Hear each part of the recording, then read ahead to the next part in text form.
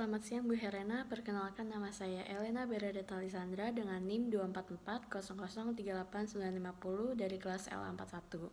Nah, di sini saya akan menjelaskan jawaban soal UA stokastik saya. Nah, soal yang pertama yaitu sebuah alat untuk membuat kopi dijual dengan harga $80 per unit.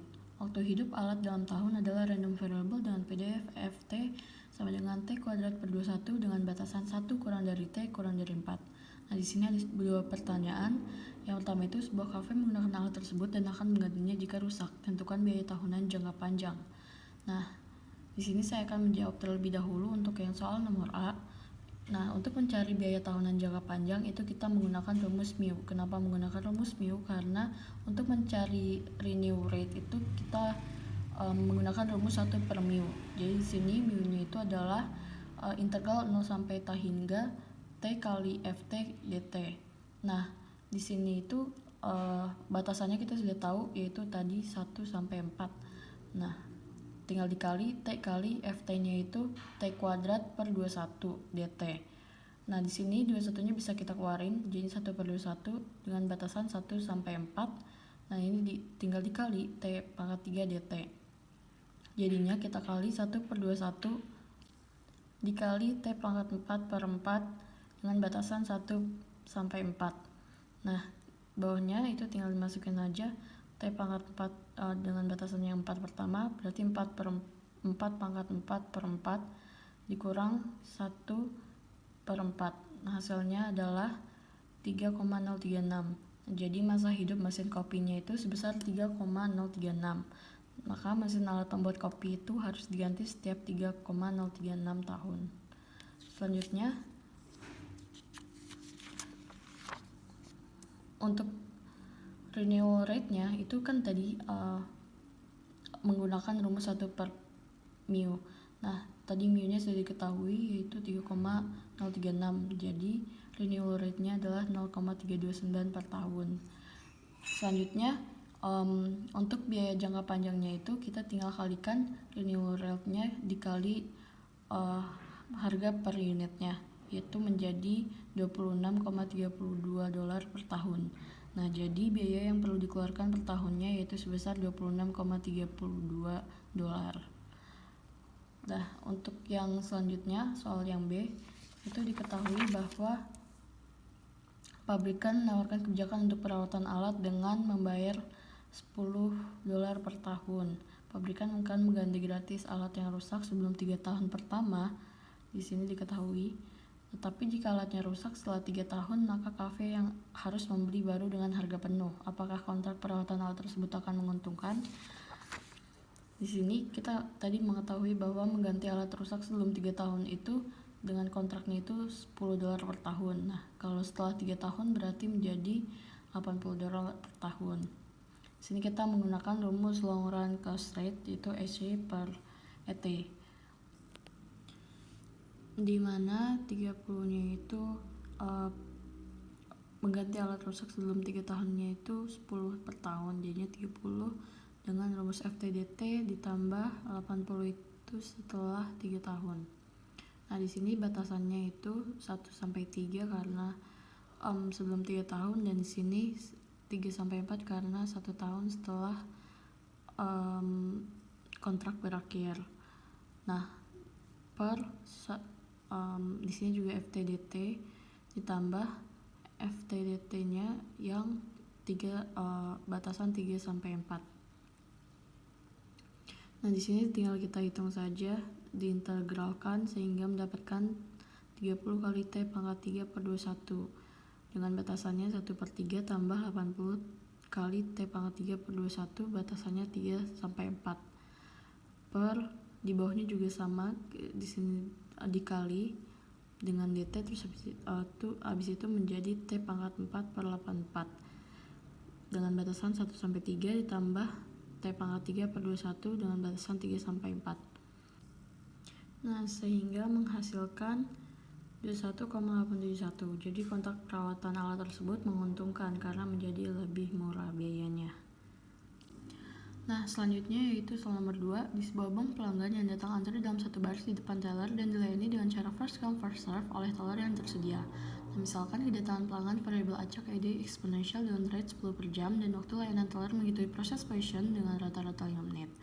Nah, analisis menggunakan model antrean MMS dengan tentukan berapa banyak teller yang harus digunakan agar menjaga waktu rata-rata di bank tidak lebih dari 5 menit.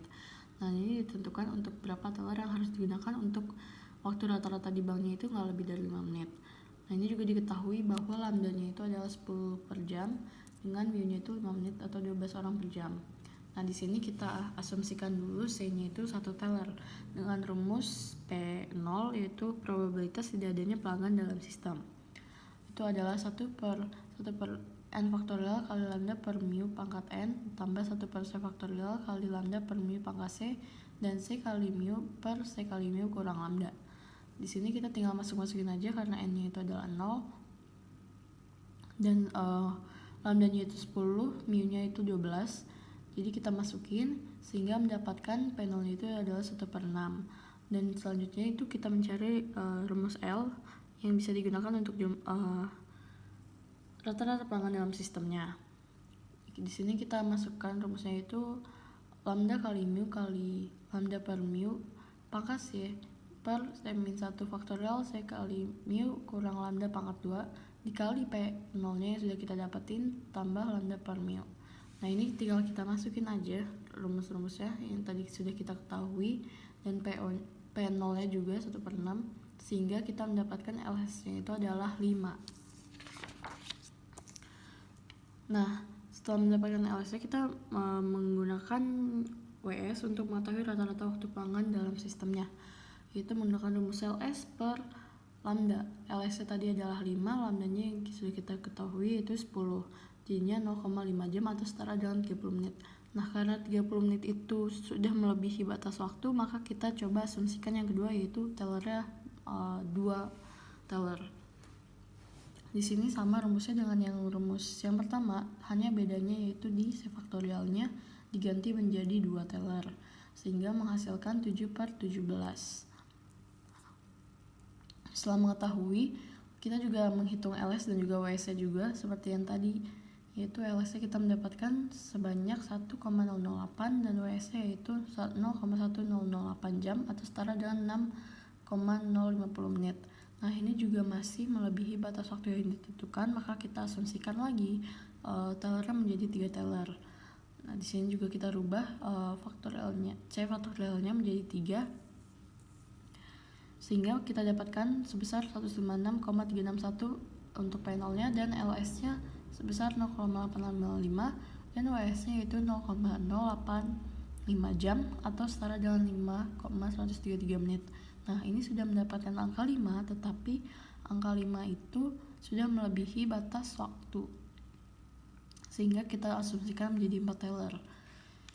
Di sini sama kita ganti juga untuk 4-nya menjadi 4 faktorial karena 4 teller sehingga menjadi 4104 per 9449 dan LS-nya yaitu 0,836 sehingga WS-nya sebesar 0,084 jam atau setara dengan 5,017 menit. Nah, ini juga sudah mendapatkan angka 5 tetapi masih di atas 5. Kita akan mencarinya sampai ke angka di bawah rata-rata 5. Nah, selanjutnya ini kita asumsikan menjadi 5 teller sehingga P0 nya itu kita ganti menjadi 5184 per 11.929 dan LS nya 9.945 per 11.929. Nah, sehingga WS nya kita temukan di sini 0,083 jam atau setara dengan 4,998 menit dan waktu ini sudah berada di bawah rata-rata yang sudah ditentukan oleh bank, sehingga teller yang akan digunakan nantinya sebanyak 5 teller agar menjaga waktu rata-rata di bank tidak lebih dari 5 menit. Soal selanjutnya yaitu soal nomor 3. Misalkan antrian tandem dengan 2 stasiun, pelanggan tiba di stasiun pertama menurut Poisson dengan kecepatan 24 per jam. Waktu pelayanan di stasiun pertama adalah variabel acak eksponensial ID dengan rata-rata 4 menit. Setelah layanan selesai di stasiun pertama, pelanggan pindah ke stasiun 2 di mana waktu layanan adalah eksponensial dengan rata-rata 3 menit. Dan masing-masing stasiun menggunakan 2 server. Nah, pertanyaannya yaitu berapa jumlah pelanggan dalam network? Nah, di sini kita mengetahui lambda dan juga mu-nya dan juga c-nya. Lambda yang pertama itu kan tadi 24 per jam, mu-nya itu 4 menit atau 15 per jam, dengan c-nya itu 2 stasiun, dan lambda yang kedua itu juga 24 per jam dengan mu 2-nya itu 3 menit atau 20 per jam. Nah, di sini saya akan menjawab soal nomor A. Nah, ini juga sama, kita menggunakan rumus Penol, yaitu dengan 1 per n faktorial dikali lambda per mu pangkat n tambah 1 per c faktorial kali lambda per mu pangkat c, yaitu dengan dikali c pangkat mu per c pangkat mu kurang lambda. Nah, di sini kita hitung dulu PO stasiun yang pertama. Kita kan tadi sudah mengetahui, ini tinggal dimasukin saja lambda dan juga mu-nya. Nah, terus habis itu kita dapat mengetahui bahwa PO stasiun yang ke-1-nya itu adalah 1 per 9. Nah, sama halnya dengan PO stasiun yang kedua, itu juga kita tinggal masukin sesuai dengan lambda dan mu-nya masing-masing stasiun dengan hasil yaitu 1 per 4. Nah, selanjutnya di sini kita jadi mengetahui rata-rata pelanggan dalam sistemnya. Nah, rumusnya itu yaitu L sama dengan lambda kali mu kali lambda per mu pangkat c per c pangkat 1 faktorial dikali c kali mu dikurang lambda pangkat 2 dikali PO tambah lambda per mu. Nah, di sini kita juga hitung satu-satu yang stasiunnya. Nah, ini kita tinggal masukin aja, tadi kan sudah diketahui dengan dimasukkan PO-nya itu tadi yang stasiun pertama itu yaitu 1 per 9, sehingga rata-rata pelanggan dalam sistem itu stasiun pertama itu 4,4 dan stasiun keduanya itu adalah 1,875. Nah, kita totalin jadinya sebesar 6,275 atau setara dengan 6 pelanggan dalam sistem. Nah, nextnya itu ke yang B. Nah, yang B itu ditanya antrian di stasiun mana yang lebih panjang. Nah, kita bisa menggunakan rumus LQ. LQ itu adalah jumlah pelanggan di antrian. Nah, rumusnya itu LS dikurang lambda per mu. Nah, di LQ1 itu yaitu stasiun 1, tadi sudah ketahui bahwa 4,4 dikurangi lambdanya itu tadi 24 per 15 jadinya 2,8. Kalau untuk LQ stasiun 2 itu adalah 1,875 dikurang 24 per 20 jadinya 0,675. Nah, kita dapat mengetahui bahwa antrian pada stasiun 1 itu lebih panjang daripada stasiun 2 karena angkanya lebih besar daripada stasiun 2. Selanjutnya itu untuk bagian yang C yaitu berapa lama pelanggan antri di setiap stasiun. Nah, ini kita bisa menggunakan rumus WQ. WQ itu adalah berapa lama pelanggan di stasiunnya. Dengan rumusnya itu W kurang 1 per mu. Nah, atau juga bisa menggunakan LQ per lambda. Jadinya W1-nya itu adalah LQ-nya itu 2,8 per 24, jadinya 7 per 60 jam atau sama dengan 7 menit. Dan W2-nya itu adalah 9 per 30-20 jam atau sama dengan 1,7 menit. Nah, jadi dapat diketahui lama pelanggannya itu mengantri di setiap stasiun. Stasiun 1 adalah 7 menit, stasiun 2 1,7 menit. Nah, di sini saya akan menjelaskan soal nomor 4. Soal nomor 4 yaitu perjalanan antara dua kota dapat melalui dua rute. Rute A biasanya memakan waktu 60 menit dan rute B memakan waktu 45 menit. Jika masalah lalu lintas terjadi di rute A, waktu tempuh bertambah menjadi 70 menit. Sedangkan di rute B dapat meningkatkan waktu tempuh hingga 90 menit. Peluang keterlambatan adalah 0,20 untuk rute A dan 0,30 untuk rute B. Dengan menggunakan pendekatan expected value, rute apa yang direkomendasikan? Nah, di sini saya akan menjawabnya dengan menggunakan decision making under risk, karena di sini terdapat masalah dalam dua rute tersebut. Nah, pertama-tama saya menggambar untuk decision tree-nya terlebih dahulu. Di sini kita menggambar satu itu dari tujuan awal kita. Nah, ini kenapa digambar kotak? Karena merepresentasikan decision point-nya. Lalu lanjut ke rute A dan rute B-nya. Di sini saya menggambar bulat karena bulat itu merepresentasikan alternatif rutenya. Nah, di alternatif rutenya itu terbagi lagi menjadi dua, yaitu normal dan yang macet.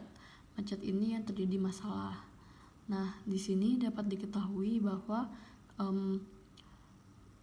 peluang keterlambatannya itu adalah 0,20 untuk rute A. Berarti untuk yang macet itu peluang keterlambatannya adalah 0,20. Nah, di sini kita harus tahu bahwa untuk P plus Q itu sama dengan 1. Jadi di normal itu 0,80 karena di sininya 0,20 jadinya 1. Nah, diketahui juga bahwa di normal itu waktu tempuhnya itu 60 menit di sini, dan untuk yang macet itu berarti waktu tempuhnya adalah 70 menit. Nah, sama halnya dengan yang rute B, yang diketahui itu kalau untuk rute B itu adalah 0,30, maka di sini untuk waktu normal peluangnya itu 0,70, dan untuk waktu tempuh normalnya itu selama 45 menit di sini sudah diketahui, dan untuk waktu peluang macet waktu tempuh macetnya itu adalah 90 menit. Nah, di sini bisa kita langsung jabarkan aja untuk yang rute A, yaitu waktu normal dikali peluang normal ditambah waktu macet dikali peluang macet. Nah, di sini tinggal kita kalikan sehingga mendapatkan rute A itu 62 menit. Dan yang untuk rute B itu kita juga sama kalikan waktu tempuh normal rute B dengan peluang normal ditambah waktu tempuh macet dengan peluang macet, dan itu mendapatkan hasil 58,5 menit. Nah, jadi karena tadi yang ditanya adalah dengan menggunakan pendekatan seperti value atau apa yang direkomendasikan. Nah, melalui ini kita dapat mengetahui bahwa rute yang akan saya rekomendasikan yaitu rute B. Karena meskipun arus lalu lintasnya nanti memiliki masalah, rute B itu tetap memiliki total waktu tempuh lebih cepat sebesar 58,5 menit daripada rute A yang sebesar 62 menit. Sekian pembahasan jawaban UAS stokastik milik saya, kurang lebihnya mohon maaf jika ada kesalahan dan terima kasih.